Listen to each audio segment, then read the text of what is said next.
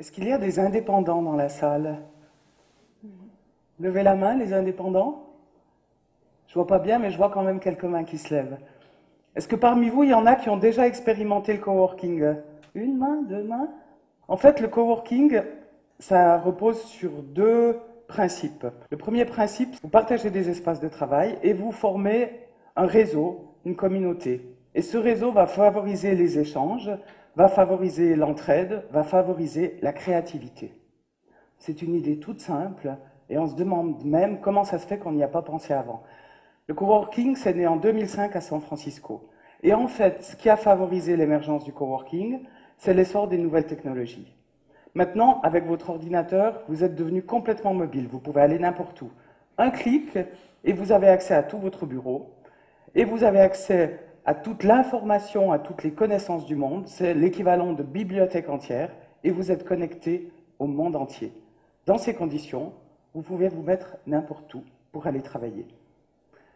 Est-ce qu'il y en a parmi vous qui prennent le train le matin? Moi, j'ai pris pendant pas mal de temps le train et j'étais frappée de voir comme avant même d'arriver au travail, la plupart des gens sont déjà en train de travailler avec leur ordinateur dans le train. Alors les trains ne sont pas des espaces de coworking, mais qui sait, peut-être un jour ça va devenir des espaces de coworking. En fait, tout est possible. Je continue avec les questions. Est-ce qu'il y en a parmi vous qui sont abonnés à Mobility? Personne! Ah ben vous avez tort, hein. Moi j'ai expérimenté ça pendant 2 ans parce que j'avais plus de voiture et c'est absolument génial. D'abord j'avais des voitures beaucoup mieux que celles que j'ai maintenant et puis j'avais zéro souci. Donc voilà, je vous encourage à vous intéresser à ce que propose Mobility. Peut-être que j'aurai plus de succès avec ma deuxième question. Est-ce qu'il y en a parmi vous qui ont déjà vécu ou qui vivent actuellement en colocation? Des souvenirs d'étudiants peut-être? Ok. Alors, quand vous aurez expérimenté Mobility et quand vous avez vécu en colocation, en fait, vous pratiquiez l'économie collaborative. L'économie collaborative, c'est un état d'esprit. En fait, ça se base sur la consommation et ça se base sur le mode de vie. Quand vous partagez une voiture, vous êtes dans la consommation collaborative. On vous propose un bien, plutôt que de l'acheter, vous l'utilisez. On optimise les ressources. Quand vous vivez en colocation, vous êtes dans un mode de vie collaboratif. Plutôt que d'avoir chacun son appartement, on partage un même appartement, on partage la cuisine, on partage le salon, on fait le ménage à tour de rôle. C'est un mode de vie collaboratif. On mutualise les ressources. Avec le coworking, on est dans la même logique. Dans un espace de coworking, vous avez des places de travail, vous avez une connexion Wi-Fi, vous avez une photocopieuse, imprimante, scanner, une cuisine où vous pouvez vous faire à manger, enfin bref, tout ce qu'il vous faut pour travailler en compagnie d'autres coworkers.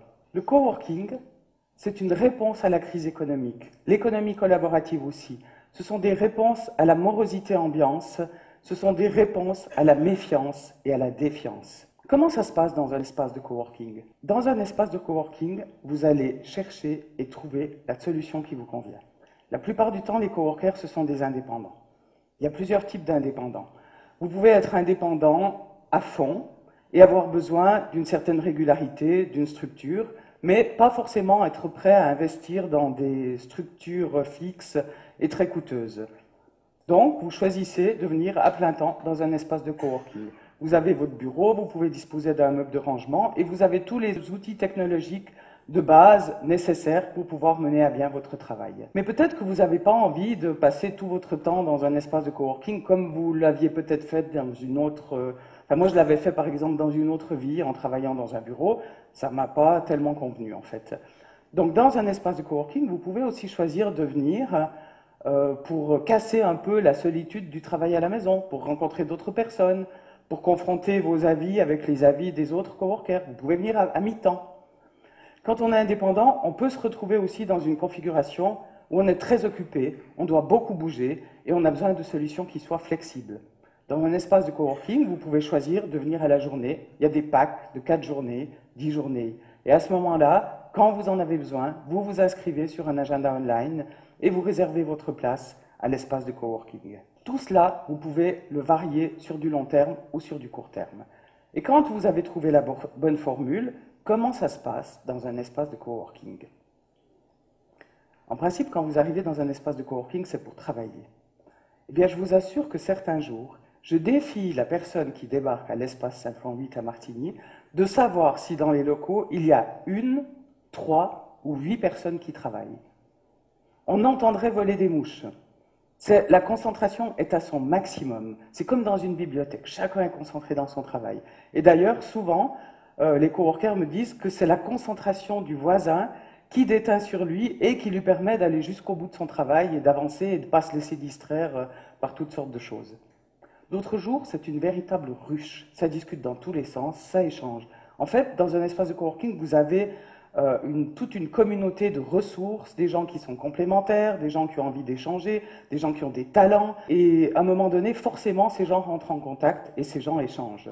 Ces échanges peuvent prendre plusieurs sortes. Dans mon espace de coworking, j'ai une personne qui sera peut-être appelée un jour à faire un rapport d'activité sur son travail, sur sa petite entreprise. Pour bien faire, elle va décider de le faire en français et en allemand. Elle parle allemand, elle maîtrise l'allemand, il n'y a pas de problème. Elle prépare son rapport d'activité. Et puis au dernier moment, elle se dit quand même, l'allemand, c'est pas ma langue maternelle, ce serait bien que je puisse trouver quelqu'un qui me relise tout ça. Il y a un traducteur dans mon espace de coworking. Cette personne va lui demander de jeter un petit coup d'œil sur son travail, d'avoir un petit feedback, de faire quelques corrections éventuellement. Ce traducteur, ça fait pas très longtemps qu'il est installé, et puis depuis quelque temps, il a commencé à s'organiser pour faire son site internet. Il a rencontré un webmaster qui est en train de faire le travail avec lui. Mais c'est pas simple de faire un site internet. Même que vous avez quelqu'un qui le fait, vous devez fournir des textes, vous devez fournir des images, et c'est ce qui se passe pour lui. Et à un moment donné, il savait plus très bien, il se disait, bon, les images, qu'est-ce que je mets, et puis qu'est-ce que je peux mettre comme onglet, qu'est-ce qu'il y a comme thème, etc.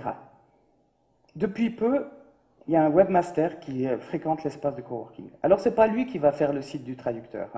Mais par contre, quand il a entendu parler de ses problèmes avec son site, il lui a donné des conseils.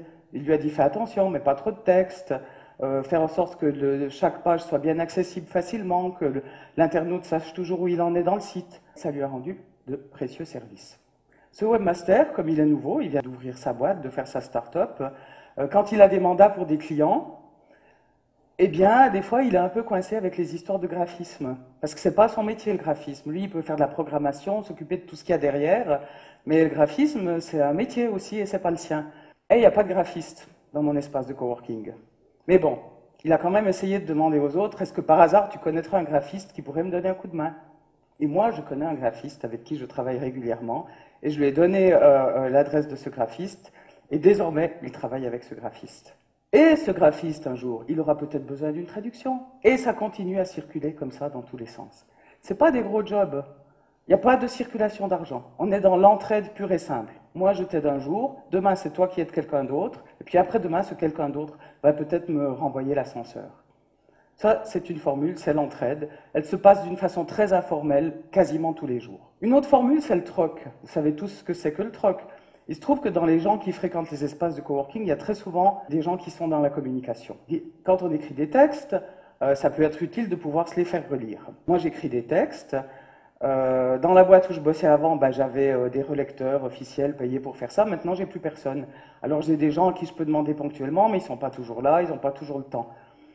Il y a une autre personne à l'espace Simplon 8 qui fait de la communication et qui écrit. Eh bien, régulièrement, on se fait relire nos textes. C'est du troc. Alors le traducteur, avec son site internet, il s'est dit, il faut que je fasse une campagne Google AdWords. Seulement, il n'a jamais fait ça, les réseaux sociaux, c'est pas tellement son truc. Et donc du coup, il en a parlé et puis il s'est rendu compte qu'il y avait une spécialiste en communication sur le web. Donc là, comme elle est très occupée, elle ne va pas pouvoir prendre du temps vraiment sur son temps de travail professionnel pour lui faire sa campagne AdWords. Mais ils ont discuté d'un prix, ils se sont mis d'accord, et puis finalement, le traducteur a engagé la responsable en communication sur le web pour lui faire sa campagne Google AdWords. Qui sont les personnes concernées par le coworking? Comme je vous l'ai dit tout à l'heure, principalement des indépendants. J'ai eu l'occasion, au début de l'année, d'accueillir un chef d'entreprise. Il avait une PME d'environ 30 personnes. En fait, il est venu me voir parce qu'il voulait me vendre ses services Internet. Et donc, il est venu là, il y avait d'autres coworkers qui étaient là, on a pris un verre ensemble, on a commencé à discuter. Et il a trouvé ça assez sympa d'avoir toutes ces ressources dans un même endroit. Il se trouve qu'au même moment, il était en train de faire une formation post-grade et il devait rédiger une publication. C'était un jeune père de famille, chez lui, impossible de trouver du temps pour être tranquille pour faire ça. Au boulot, il était tout le temps dérangé par ses collaborateurs. Donc il a décidé de venir à l'espace Simplon 8 pour travailler sa publication. Il est venu, il a pris un abonnement de 4 journées flexible, il est venu quand ça l'arrangeait, et finalement ça lui a été très utile pendant 4 journées complètes de ne pouvoir se consacrer qu'à ça. Il a fait des échanges aussi avec les autres personnes. Je ne sais pas s'il a vendu ses services Internet à d'autres personnes, mais ce n'est pas exclu. En dehors de ça, il peut y avoir des directeurs, des managers, qui à un moment donné, dans leur vie, ont besoin de prendre du recul par rapport à l'entreprise. Dans un espace de coworking, on fonctionne à l'horizontale. Il n'y a pas de hiérarchie, il n'y a pas de fonctionnement vertical, il n'y a pas de compétition, il n'y a pas de jugement. Ça change pour un chef d'entreprise. Vous imaginez les pressions, les tensions quand on a toute une équipe. À qui on peut se confier quand on a des problèmes? Personne. C'est la jungle. Il y a peut-être des gens qui rêvent de vous piquer votre place. Pas évident. Dans un espace de coworking, il n'y a rien de tous ces problèmes. Il peut venir travailler, il peut échanger avec les autres coworkers, trouver des solutions à ces problèmes, avoir des avis complètement désintéressés. Et même, on a un spécialiste en innovation dans notre espace de coworking. Eh bien, je peux vous dire qu'il en a fourni déjà des solutions à nombre de gens qui sont venus là, qu'ils soient des coworkers, qu'ils soient les clients des coworkers ou qu'ils soient des simples visiteurs. Et puis, il y a aussi des gens qui font du home office. Si vous êtes amené à travailler, vous habitez Martigny, vous êtes amené à travailler à Lausanne ou à Genève, peut-être que si vous avez un patron sympa, il vous dira « Ok, un jour par semaine, tu peux travailler à la maison ». Alors, vous commencez à faire du home office chez vous. Sauf que vous n'avez pas forcément l'habitude de travailler comme un indépendant, vous n'avez pas forcément l'habitude de vous donner un cadre, une discipline, et que ce n'est pas évident. En plus, les gens autour de vous, si vous êtes à la maison, ils n'ont pas dans l'idée que vous travaillez, c'est que vous êtes disponible. Pour les enfants, c'est pareil, qu'après vous êtes tenté d'aller dans le frigo. Enfin, il y a plein de tentations à la maison. La solution, ça peut être effectivement de venir un jour par semaine travailler dans un espace de coworking. Évidemment, il ne faut pas que l'espace de coworking soit à Brigue ou à Boomplitz, parce que sinon vous n'avez rien résolu. Mais si vous avez un espace de coworking à côté de chez vous, ben c'est une excellente solution que d'aller travailler un jour par semaine, de faire du home office un peu en dehors du home en fait. Maintenant, j'aimerais qu'on fasse une petite expérience. J'aimerais vous demander d'imaginer que vous venez de monter votre boîte de production d'événements, votre boîte d'événementiel. Vous travaillez tout seul et vous avez décidé de prendre une formule mi-temps dans un espace de coworking. Les coworkers, c'est vous. Les autres coworkers, c'est vous, toutes les personnes qui vous trouvez ici. Et à la fin de la soirée, les organisateurs de TED viennent vous dire « On sait que vous avez une boîte d'événementiel, nous on a beaucoup trop de choses, c'est devenu trop lourd l'organisation de cette journée, on aimerait que vous nous organisiez la soirée TED de l'année prochaine. » Vous êtes très honoré, vous prenez le mandat, vous discutez un peu les conditions, ok. Vous vous retrouvez dans votre espace de coworking et vous vous dites maintenant comment je vais procéder. D'abord, le plus important, il faut penser au fond. Donc, cette soirée, par exemple, elle a un thème, ça s'appelle Galaxie. Vous vous dites, il va falloir trouver un thème. Tout seul dans votre coin, votre petit brassage d'idées, c'est quand même pas évident. Peut-être que dans l'équipe ici, il y a quelqu'un qui a l'habitude d'animer des séances et qui serait capable de faire un brainstorming. Est-ce qu'il y a quelqu'un ici qui serait capable de faire un brainstorming, qui en a déjà fait? Ah, je vois quelques doigts qui se lèvent au fond. Vous allez pouvoir faire du brassage d'idées, amener toutes sortes de choses. Ah, mais il ne faut pas que l'animateur, il faut d'autres personnes aussi pour amener des idées. Bon, là, je pense que c'est OK. Vous allez trouver des personnes qui sont d'accord de donner un peu de leur temps pour que vous trouviez le thème de la soirée de l'année prochaine. Maintenant, vous avez le thème. Il faut que vous trouviez les orateurs. En fonction du thème, vous allez réfléchir à qui peut venir parler l'année prochaine. Peut-être que parmi vous, il y a des gens... Le thème, je ne l'ai pas, hein, c'est vous qui allez voir avec votre équipe qu'est-ce que vous allez avoir comme thème. Mais peut-être que parmi les coworkers, il y a des gens qui pourraient intervenir, qui ont des compétences, qui ont des ressources, qui ont du savoir, qui pourraient apporter leur expérience, leur vécu. Mais s'il n'y a personne qui peut venir apporter sa compétence comme orateur, je suis sûr que parmi vous, il y en a qui connaissent des gens, ou qui ont entendu parler de gens, qui peuvent venir assurer le rôle d'orateur pour TED l'année prochaine. Quand on a fait le brainstorming, on était dans l'entraide. Maintenant, on est dans le réseau. Chacun fait fonctionner son réseau et on trouve des solutions. Maintenant, vous avez le thème, vous avez les orateurs, il faut que vous pensiez aux choses pratiques. Le lieu, c'est bon, vous allez le refaire ici, mais il va falloir communiquer sur l'événement. Il va falloir que vous fassiez un programme, que vous mettiez les informations en ligne. Pour mettre les informations en ligne, il faut que vous ayez quelqu'un qui soit capable d'écrire du texte, il faut que vous ayez quelqu'un qui puisse faire le graphisme. Vous avez compris un peu comment ça fonctionne. Vous allez trouver quelqu'un pour faire la communication, vous allez trouver quelqu'un pour mettre les informations en ligne sur le site internet, vous allez trouver un imprimeur, et je suis sûr que s'il n'y a pas toutes ces ressources parmi vous, vous connaissez tous des gens qui peuvent répondre à ces besoins. Là, on va être dans le service, il va falloir payer un peu quand même, mais je suis sûr que peut-être vous aura donné un budget. Ça fait penser qu'il faut trouver des partenaires, des sponsors aussi pour financer l'événement. Mais là, c'est facile. Avec toutes les personnes qui sont ici, je suis sûr que vous avez des connexions avec des banques, avec des assurances, avec des privés qui ont de l'argent et qui sont prêts à soutenir l'événement, qui croient en TEDx. Alors c'est bon, on a l'argent, on a le site internet, on a les informations, il y a sûrement 2-3 petites choses que j'ai oubliées, mais vous allez y penser. Et maintenant, il reste une chose importante, c'est vous, en fait, c'est le public. Alors qu'est-ce qu'on va faire pour trouver le public? Eh bien, on va faire fonctionner le réseau. Et puis ça va être plein, et puis ça va être mémorable cette soirée. Alors voilà, c'est comme ça que ça peut fonctionner dans un espace de coworking. Là, on est dans de la gestion de projet, mais il peut y avoir toutes sortes de configurations en fonction des gens qui sont là. Les gens qui sont le plus représentés dans les espaces de coworking, comme je vous l'ai dit, il y a les gens qui sont dans la communication, il y a des créatifs, il y a des graphistes. Chez moi, comme je vous ai dit, il y a un traducteur, il y a un webmaster, il y a une spécialiste en communication sur le web.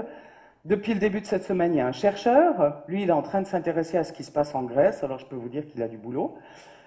Et c'est ouvert à toutes sortes de personnalités. Il peut y avoir aussi, on a des fois un peu dans l'esprit que c'est forcément des créatifs qui sont dans des espaces de coworking, mais j'ai aussi une spécialiste en finance. Et puis on pourrait imaginer un comptable, une fiduciaire, enfin c'est infini les possibilités. Et les gens qui arrivent dans un espace de coworking, bien souvent, ils se sont quand même un peu renseignés avant, et ils sont déjà acquis aux valeurs du coworking. Alors quelles sont ces valeurs du coworking? Ben, je vous en ai déjà parlé de manière informelle. La première de ces valeurs, c'est la durabilité. On a une connexion Wi-Fi, on a du matériel, et on met toutes ces ressources en activité à disposition des coworkers. La deuxième valeur, c'est la communauté. La communauté, c'est tous les gens qui travaillent dans un espace de coworking, et c'est ce qu'on essaye de constituer avec ces personnes, en essayant de répondre à leurs besoins, en essayant de répondre à leurs attentes, en essayant de répondre à leurs valeurs. La troisième valeur, c'est la coopération. Ben là, je crois que vous avez compris, je n'ai pas besoin de refaire un exposé, c'est bon, on peut coopérer dans un espace de coworking. La quatrième valeur, c'est l'ouverture. On partage des expériences, on partage des idées, on s'enrichit mutuellement, on croit et on fait croître son entreprise. Et enfin, la dernière des valeurs, c'est l'accessibilité. Travailler, ok, mais où, quand, comment et avec qui je veux. Et c'est possible avec le coworking. Ces valeurs constituent les 5 piliers de base du coworking. Une fois qu'elles sont en place, elles sont génératrices de créativité, d'innovation, de partage, d'échange et de qualité. Je vous ai dit tout à l'heure que le coworking était né en 2005 à San Francisco. En Suisse romande, le premier centre de coworking a été ouvert à Lausanne, c'est l'Éclos, et c'était en 2008. Il a été suivi très vite par la Muse à Genève, dont vous avez sûrement déjà entendu parler, parce que c'est un endroit qui est très dynamique, qui est très médiatisé. C'est la référence du coworking en Suisse romande. Et depuis 2009, il a déjà accueilli plus de 400 coworkers. Depuis, il y a d'autres centres qui se sont ouverts, à Lausanne, à Fribourg, à Montreux, à Neuchâtel, à Genève également. L'espace Simplon 8, que j'ai fondé il y a une année, c'est le premier, c'est le seul, à ma connaissance, centre de coworking en Valais. Mais, par le réseau, j'ai entendu dire qu'il y avait un centre qui était en train de se préparer à Sierre, qu'il y avait un centre qui était en train de se préparer à Colombey, et qu'il y a un centre qui est en train de se préparer à Sion. Alors, si vous êtes convaincu par le coworking, n'hésitez plus. Allez-y, foncez, faites l'expérience.